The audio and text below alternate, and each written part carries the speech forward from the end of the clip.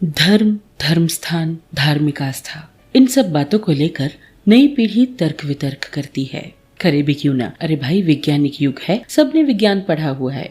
देखिए, धर्म को मानना या ना मानना ये हर किसी का व्यक्तिगत मसला है। लेकिन अगर आप किसी धार्मिक स्थान पर जाते हैं तो आपको कोई अधिकार नहीं कि आप वहाँ की मान मर्यादा को भंग करें, बल्कि आपका कर्तव्य है कि उस स्थान की प्रतिष्ठा को बनाए रखें। कुछ ऐसे ही विषय पर है हमारी आज की कहानी। हेलो दोस्तों, मैं हूँ आरजे रविंद्र और आपके लिए लाई हूँ आज गोविंद गुप्ता की लिखी कहानी धर्म और मजाक। आइए कहानी शुरू करें। रितु की नई शादी हुई थी। अपने पापा की इकलौती संतान थी तो नखरीली कुछ ज्यादा ही थी। ससुराल में सास और ससुर धार्मिक प्रवृत्ति के थे। शादी के बाद जब पहली बार घूमने की बात आई तो ससुर ने कश्मीर या हिमाचल जाने को कहा, लेकिन रितु बोल पड़ी, हम तो वहाँ हर जगह घूम चुके हैं, अब किसी नई जगह जाना है। हम केदारनाथ जाएंगे, सुना है बहुत अच्छी जगह है, 1 हफ्ते रुकेंगे, एंजॉय करेंगे। तो ससुर रामलाल ने कहा, बेटा वो हमारे धार्मिक महत्व के स्थल हैं। वो शुद्ध मन से ध्यान लगाने और शिवजी की भक्ति करने का स्थान है, एंजॉय का नहीं। रितु बोल उठी, हम तो वही जाएंगे। इतने लोग क्या वहाँ सिर्फ भक्ति करने ही जाते हैं? फिर क्यों होटल बनाए गए वहाँ? वहाँ सब कुछ तो उपलब्ध है। सिर्फ पूजा या भक्ति होती तो आश्रम होते, होटल नहीं पापा। आप यही धर्म कर्म करो, हमें तो जाना है। रामलाल चुप हो गए। बेटे रतन से कहा, जो बहू कहती है करो, तुम दोनों की खुशी में ही हमारी खुशी है। रतन ने हेलीकॉप्टर से 2 टिकट बुक कर दिए। 1 हफ्ते तक रुकने का कार्यक्रम था। केदारनाथ मंदिर के पास ही एक आलीशान होटल में शानदार कमरा दोनों का इंतजार कर रहा था। दोनों फ्रेश होकर आराम करने लगे। तब तक शाम की आरती होने वाली थी। अचानक घंटियों और शंख के स्वर गूंजने लगे तो रितु का मूड खराब हो गया। उसने निजी स्टीरियो को बजा दिया जो वो साथ लाई थी और डीजे जैसे गाने बजाने लगी। पूरी रात दोनों कमरे में ही रहे। सुबह पुनः 5 बजे घंटी व शंख फिर से बजने लगे तो उनकी नींद खुल गई। झुंझला उठी रितु, कहाँ आ गए? न रात में सोने देते हैं न सुबह देर तक। उठकर बाथरूम में अपना स्टीरियो बजाकर स्नान करने लगी और नहाने के बाद रतन को जगाया। दोनों तैयार होकर बाहर निकल पड़े। चमकदार धूप चोटियों पर सोने जैसी लग रही थी।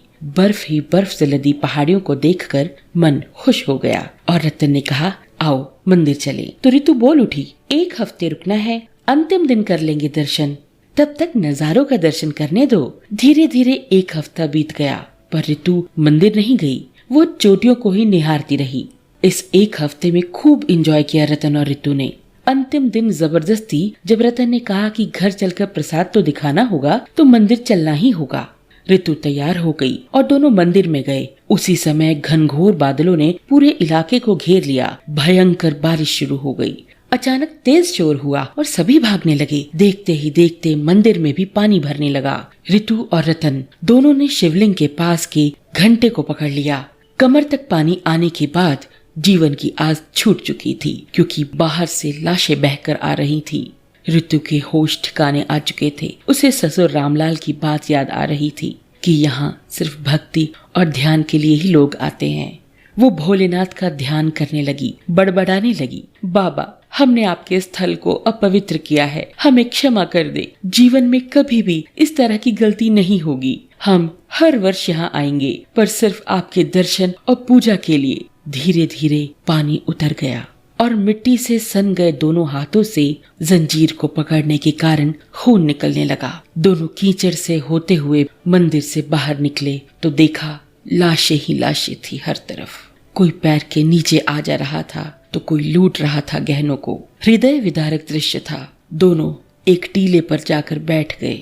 देखा तो होटल का कोई पता नहीं था। सारा सामान, फोटोग्राफ सब मोबाइल व कैमरे में ही थे, जो सब होटल के साथ खत्म हो गए।